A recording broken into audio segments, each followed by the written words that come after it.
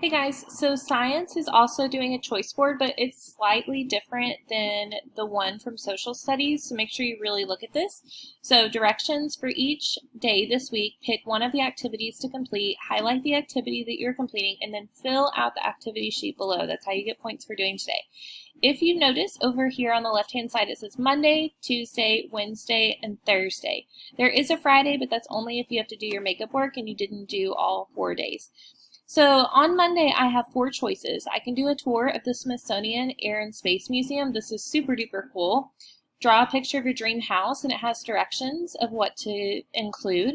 Watch this video. This is actually Mr. Romig, Mr. Hansen, and myself doing elephant toothpaste, and then then you'll fill out the activity. And then pack a bag for your trip to the International Space Station.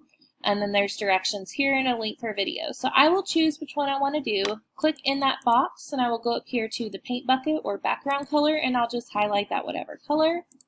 Then I will scroll down, and it says Monday. Which activity did you pick? What did you learn while doing this activity? So it's kind of just like a little reflection piece. If you notice, there's one for Tuesday, Wednesday, and Thursday.